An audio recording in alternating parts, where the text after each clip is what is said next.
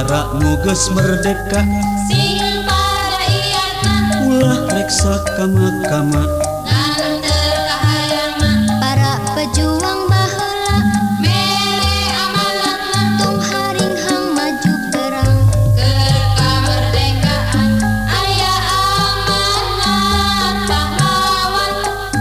nu gugur di medan perang ngabela bangsa negara ngorbankeun jiwa fungsi nyarita pahlawan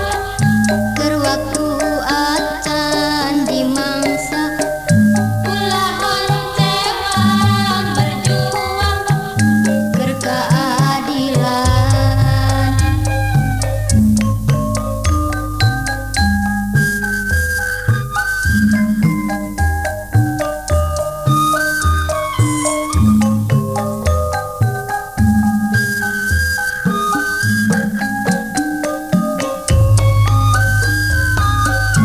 aya amanat pahlawan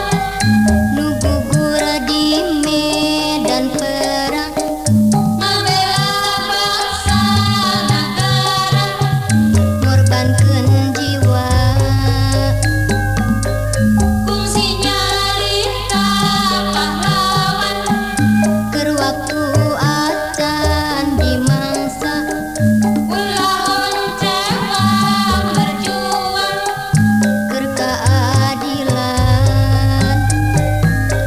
Nagara nu geus merdeka sing pada iyatna ulah reksa kama-kama nganter kahayang mah para pejuang baheula mere amanatna tong haring hang maju perang keur kamardikaan aya amanat pahlawan nu gugur di medan perang ngabela bangsa negara ngorbankeun jiwa fungsi nyarita pahlawan keur waktu acan di mangsa ulah oncewa berjuang keur keadilan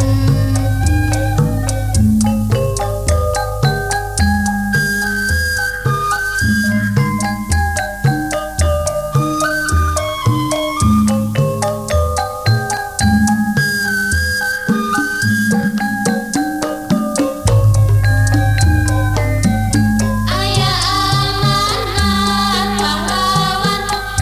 nu gugur di medan perang ngabela bangsa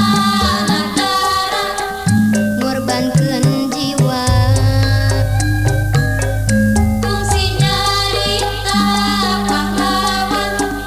keur waktu acan di mangsa ulah oncewa berjuang keur keadilan Nagara nu geus merdeka sing pada iyatna ulah reksa kama-kama nganter kahayang mah para pejuang baheula mere amanatna tong haring hang maju perang keur kamardikaan aya amanat pahlawan nu gugur di medan perang ngabela bangsa negara ngorbankeun jiwa fungsi nyarita